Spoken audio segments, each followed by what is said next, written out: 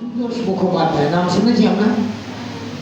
আশুতোষ মুখোপাধ্যায় হচ্ছেন ডক্টর শ্যামাপ্রসাদ মুখোপাধ্যায় পিতা,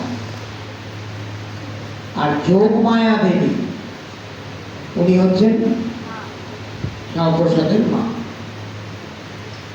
কলকাতায় একটা কলেজ আছে আশুতোষ কলেজ, সেই কলেজের নাম শুনেছি আমরা। এই আশুতোষ কলেজ 3টে শিফটে হয়,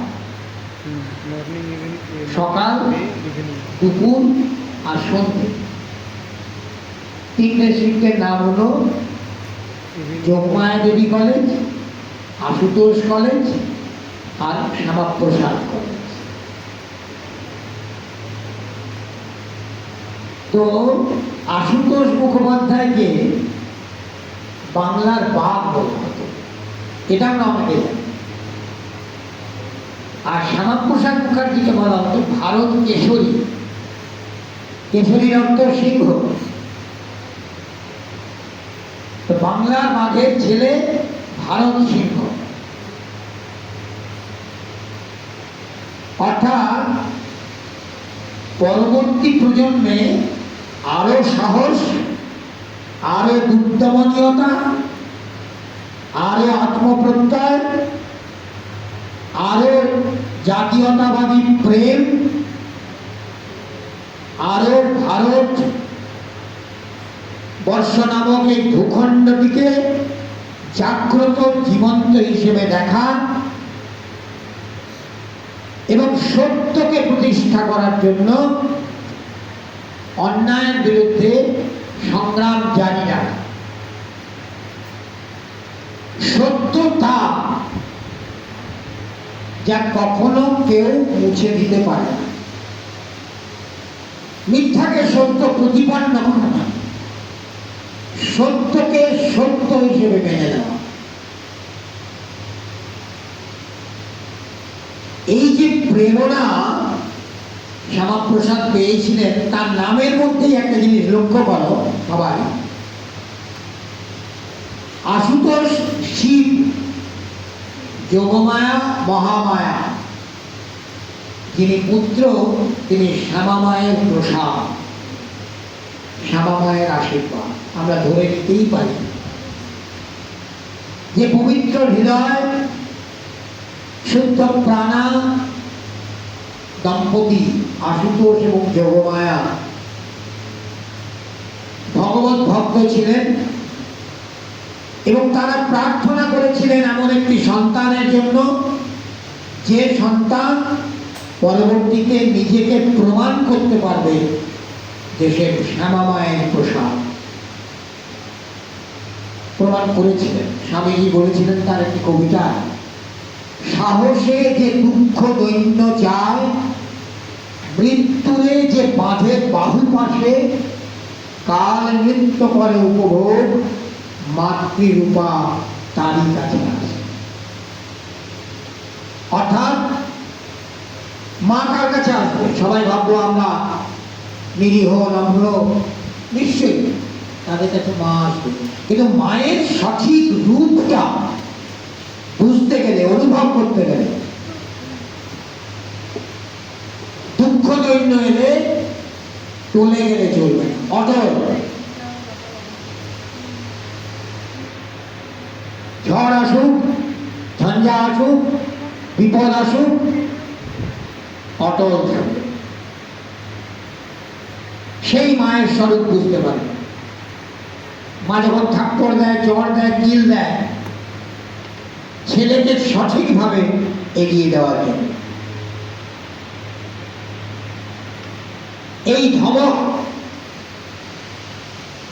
এর মধ্যে যে গভীর প্রেম, এর মধ্যে যে অকলান্ত এই মায়ের শক্তির উত্তরাধিকার।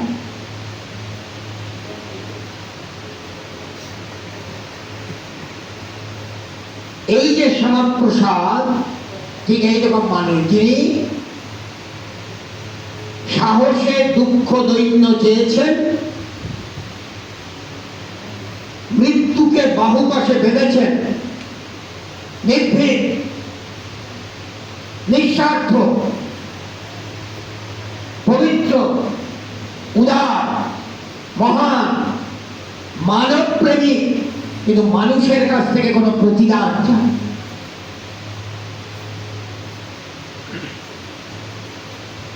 দেশপ্রেমিক তিনি, যিনি নিজেকে প্রচার করবেন না, প্রকাশ করবেন না, অন্তরে অন্তরে।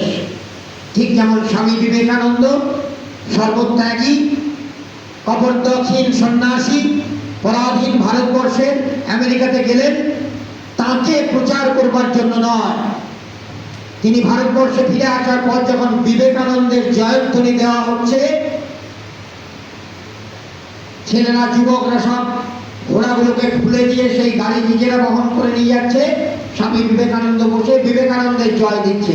বিবেকানন্দ সতর্ক করছেন, জয় আমার নামে নয়, জয় দাও তার নামে যিনি এক মুঠো ধুলো থেকে লক্ষ লক্ষ বিবেকানন্দ তৈরি করতে পারেন, অর্থাৎ শ্রীরামকৃষ্ণের নামে। কামারপুকুরের দরিদ্র ব্রাহ্মণ, যার লেখাপড়া জানা নাই, আনুষ্ঠানিক লেখাপড়া, কোনো ডিগ্রি নাই, যিনি ধুতি পরতে গিয়ে ধুতিটা খুলে যেত বেশিরভাগ সময়, সেই মানুষটির নামে জয় দিতে বলছেন বিশ্ববিজয়ী বিবেকানন্দ, যিনি পরাধীন ভারতের কপটদক্ষিণ সন্ন্যাসী হিসেবে গিয়েছিলেন এবং ফিরে এসেছেন বিশ্বকে বিজয় করে। অর্থাৎ এই যে আধ্যাত্মিকতা, যেমন শক্তির পরিচয় পেতে গেলে মনকে শক্ত রেখে এগোতে হয়, ভেতরে প্রেম নিয়ে, হিংসা নিয়ে নয়। কারণ শ্যামাপ্রসাদের ছিল অগাধ শ্রদ্ধা শ্রীরামকৃষ্ণ মঠ ও মিশনের বহু কাজে তিনি অকুণ্ঠিতভাবে যোগ দিতেন ও সহায়তা করিতেন। এই বছর 1 ফেব্রুয়ারি কলকাতা ইউনিভার্সিটি ইনস্টিটিউট হলে অনুষ্ঠিত স্বামী বিবেকানন্দের স্মৃতিসভায় বলেছিলেন, ভারতকে আজ জগতের পথ প্রদর্শক রূপে গড়িয়া তুলিতে হইলে, ভারতবাসীর মনে আত্মবিশ্বাস প্রতিষ্ঠা করিতে হইলে ভারতের নবজাগরণের বিপ্লবী নায়ক স্বামীজির বাণী ও আদর্শে অনুসরণে একমাত্র পন্থা। এমন এক সময় ছিল যখন পাশ্চাত্য চিন্তাধারা ভারতবর্ষকে প্রায় বিপর্যস্ত করিতেছিল। এমন সময় ভারতের বিভিন্ন অংশে অনেক বীর পুরুষের জন্ম হয়। স্বামী বিবেকানন্দ তাদের মধ্যে সর্বশ্রেষ্ঠ ছিলেন। স্বামীজির বাণী এখনো ভারতবাসীর অন্তরে ঝংকার দিতেছে। তাহার নির্ধারিত পথে ভারতের জাতীয় পুনরুত্থান সম্পূর্ণ সম্ভব। যেরূপ ভগবান বুদ্ধের তার আদর্শ সমূহের পূর্ণতা সম্রাট অশোকের প্রজ্ঞায়ন সাফল্য লাভ করিয়াছিল, সেইরূপ ভগবান শ্রীরামকৃষ্ণের আধ্যাত্ম ভাবসমূহ স্বামী বিবেকানন্দের কর্মজীবনে আত্মপ্রকাশ করিয়াছে। অশোকের শান্তিদূতগণের পশ্চাতে ছিল বিরাট রাজশক্তি, পরন্তু স্বামী বিবেকানন্দ প্রবর্তিত ধর্মের এবং কর্মের পশ্চাতে ত্যাগ ও প্রেম ব্যতীত আর কোনো সহায় নাই। এই বক্তৃতা দেওয়া হয়, প্রসঙ্গক্রমে বলে রাখি, এই বক্তৃতা দেওয়া হয় পরাধীন ভারতে। যিনি বক্তৃতা দিচ্ছেন তার নাম শ্যামাপ্রসাদ মুখোপাধ্যায়। বেলুড় মঠে স্বামী বিবেকানন্দের জন্ম উৎসব সভায় এমনকি সমগ্র বিশ্বকে চমৎকৃত করিয়াছে। স্বামীজির হাতে অর্থ ছিল না, শক্তি ছিল না, রাজদূত রূপে তিনি বিদেশে যান নাই। তিনি কথায় গিয়েছিলেন ভিখারির দেশে। ভারতের শাশ্বত বাণীকণ্ঠে লইয়া তিনি বিশ্বের দরবারে ছুটিয়া গিয়াছিলেন। নিজেকে বড় করার প্রচেষ্টা তাহার ছিল না, ভারতকে বিশ্বের দরবারে পূর্ণ গৌরবের আসনে প্রতিষ্ঠা করাই তাহার একমাত্র উদ্দেশ্য। তাহার প্রাণে এমনকি চেতনায় সঞ্চার হইয়াছিল, এমনকি আত্মবিশ্বাস জন্মিয়া আরো কয়েকজন জাতীয় নেতার দৃষ্টিতে স্বামী বিবেকানন্দ হয়ে উঠেছিলেন, যার প্রেরণায় তিনি ভারতকে তার পূর্ণ মন্যায় বিশ্ববাসীর সম্মুখে তুলিয়া ধরিতে চাইয়াছিলেন। এই প্রেরণা হইতেছে স্বামীজির অন্তরের বলবীর্য ও অপূর্ব সাহসের উৎস। তাহার পূর্বে ভারতকে বিশ্বের দরবারে এভাবে কেহ তুলিয়া ধরতে পারে না। আজকে ডাক্তার শ্যামাপ্রসাদের জন্মদিনে তার যে অনুভব স্বামী বিবেকানন্দ সম্পর্কে, সেই অনুভব পড়ে নিয়ে নিজে ধন্য হলাম।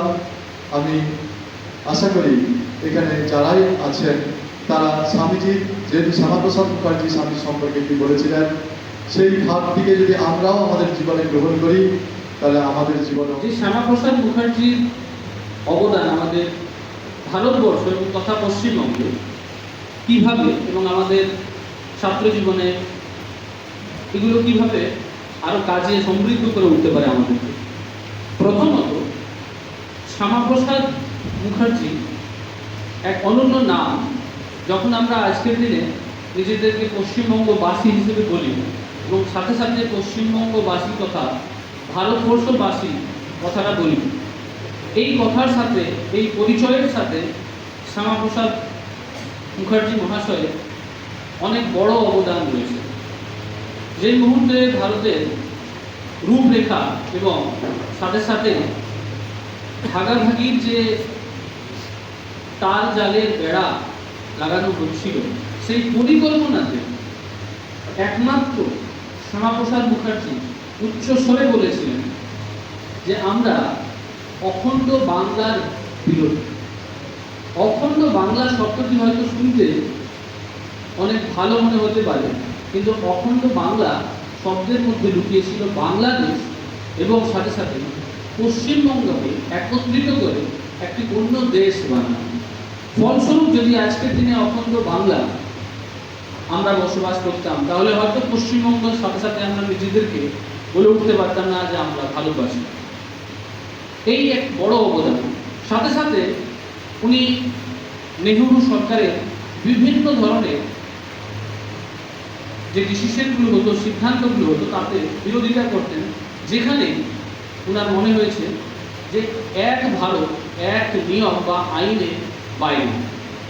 একটু আগে আমরা শুনলাম যখন আর্টিকেল 370 বা 370 আলোচিত হচ্ছিল, যেখানে কাশ্মীরের জন্য আলাদা নিয়ম এবং ভারতবর্ষের জন্য আলাদা নিয়ম লাগু হওয়ার কথা হচ্ছিল, উনি বিরোধিতা করেন।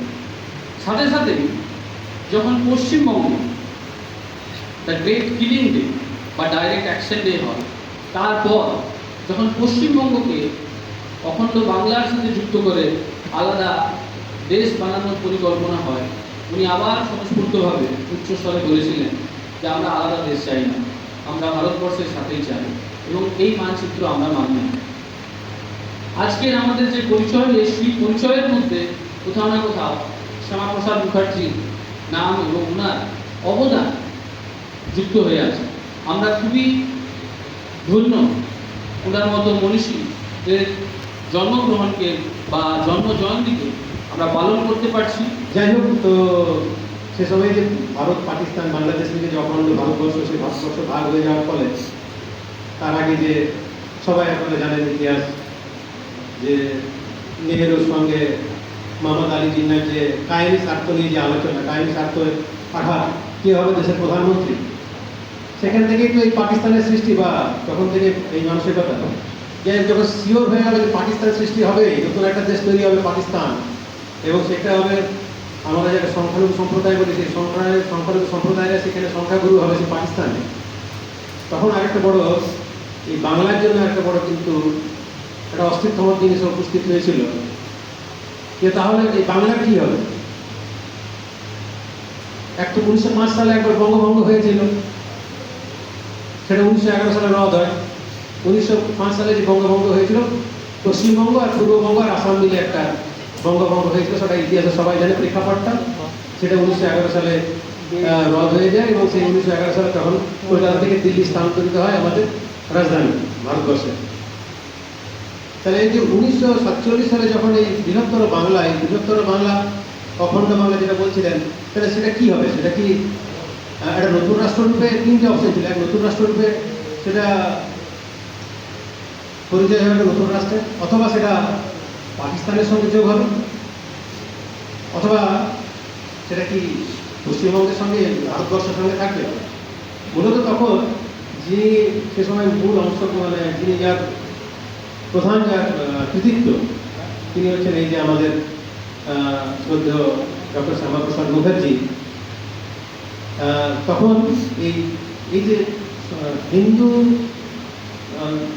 ধর্মাবলম্বীদের বরিষ্ঠ যে পশ্চিমবঙ্গ, সেই পশ্চিমবঙ্গ আজকে যে আমাদের ভারতবর্ষের যে একটি অঙ্গরাজ্য, তার পিছনে কিন্তু আমাদের ডক্টর শ্যামাপ্রসাদ মুখার্জির যে অবদান, সে অবদান অনস্বীকার্য, এর ব্যাপারে কোনো সন্দেহ নেই। তো কাজেই এই যে বাংলার আমরা যে ভারত কেশরী বলি শ্যামাপ্রসাদ মুখার্জিকে, তো যথার্থই তিনি। আর আরেকটা ব্যাপার যে এখন বর্তমানে আমরা একটা নতুন জিনিস শুনছি, UCC, unified civil code, uniform civil code, যেটাকে আমরা বলি অভিন্ন দেওয়ানি বিধি।